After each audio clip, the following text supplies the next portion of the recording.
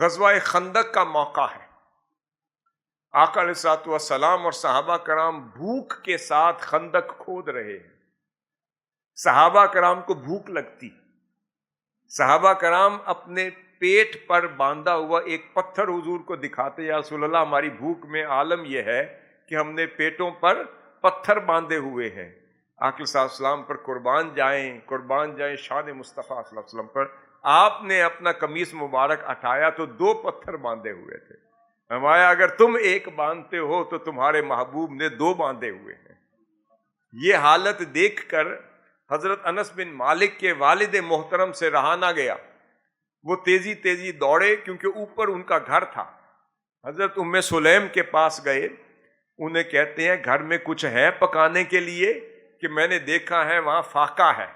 آقا صلی اللہ علیہ وسلم نے کئی دنوں سے کچھ نہیں کھایا. میں چاہتا ہوں کہ حضور کو بلا کے ہم دعوت پہ عرض کریں، آپ تشریف لائیں اور چند لقمے وہ تناول فرمائیں. حضرت ام سلیم نے کہا میرے پاس گوشت کا کچھ حصہ ہے، میں اس کا سالن بنا لیتی ہوں. جو ہے میں روٹی بنا لیتی ہوں. 2-3 بندوں کے لیے کافی ہے. جاؤ یا ابا انس آقا صلی اللہ علیہ وسلم کو بلا لاؤ. سیدنا انس بن مالک کے والد گرامی جاتے ہیں. آہستہ سے آقا صلی اللہ علیہ وسلم کے کان مبارک میں کہتے ہیں کہ کہیں کوئی سن نہ لے. کہتے یا رسول اللہ ام سلیم نے آپ کے لیے کھانا تیار کیا ہے، حضور تشریف لے آئیں اور کھا لیں. اب وہ خاموشی سے کہہ رہے ہیں اور ادھر وہ لچپال ہیں، حضور تنہا کھا لیں اور اپنے امتیوں کو چھوڑ دیں، یہ کیسے ممکن؟ آقا صلی اللہ علیہ وسلم نے فرمایا چلو بھائی سب کے سب چلو. ام سلیم نے کھانا بنایا. وہ تنہا کھانا آپ کے لیے دعوت کے لیے آئے تھے کہ 3 لوگ کھا لیں گے. حضور نے فرمایا چلو بھائی ام سلیم نے دعوت کی ہے چلتے ہیں. وہ تیزی سے دوڑے اور جا کے حضرت ام سلیم کو کہتے ہیں بھائی تم نے تو حضور کو بلایا تھا، حضور سب کو لے کر آ رہے ہیں. ان کا عقیدہ دیکھیں. آپ فرماتی ہیں میرا کام تھا حضور کو بلانا، حضور جن کو لا رہے ہیں کھلا کے بھی وہی جائیں گے، یہ میرا کام نہیں. عقیدہ دیکھیں، پختگی دیکھیں. وہ میرا کام تھا حضور کو بلانا، حضور جن کو لا رہے ہیں ان کی ذمہ داری بھی حضور ہی اٹھائیں. آقا صلی اللہ علیہ وسلم تشریف لائے.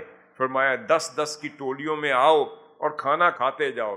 جتنے صحابہ کرام جو غزوہ خندق میں خندق کھود رہے تھے وہ آتے گئے، کھاتے گئے اور جاتے رہے سیر ہو کر.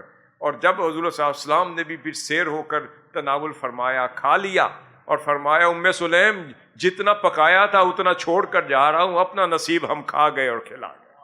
واہ واہ واہ، یہ عقیدہ ہے. اب اس عقیدے کے ساتھ تیار ہونے والی اولاد کا عالم دیکھیں. یہ عقیدے میں پختگی تھی، یہ عقیدے میں پختگی تھی.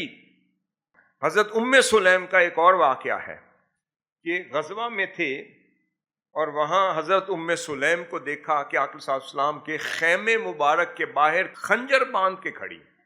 ایک صحابی حاضر ہوئے، عرض کہ یا رسول اللہ وہ ام سلیم خنجر باندھ کر آپ کے خیمے کے دروازے پہ کھڑی. آپ نے مسکرا کر بلایا کہ ام سلیم ادھر آؤ، کس لیے کھڑی ہو؟ یا رسول اللہ آپ کی حفاظت کے لیے کھڑی ہوں. بھی کس چیز سے؟ یا رسول اللہ اس خنجر سے حفاظت کروں گی. کیا کرو گی؟ اگر کسی نے آپ کو میلی آنکھ سے دیکھا تو اس کا پیٹ پھاڑ دوں. عقیدہ دیکھیں. اب اس عقیدے کے نتیجے میں اللہ نے کرم یہ کیا کہ سیدنا انس بن مالک جیسا فرزند عطا کر. اب سیدنا انس بن مالک فرماتے ہیں میں نے آقا صلی اللہ علیہ وسلم کی بارگاہ میں 10 سال خدمت کی. فرماتے ہیں خدا کی عزت کی قسم میں نے آقا صلی اللہ علیہ وسلم کے دست اقدس سے ملائم کوئی ریشم نہیں دیکھا. آپ کے جسم اقدس کی خوشبو سے زیادہ کوئی مسک کی خوشبو نہیں سونگی، اور آپ سے زیادہ لطیف و طبع کوئی نہیں دیکھا، آپ سے زیادہ اخلاق کا پیکر کوئی نہیں دیکھا.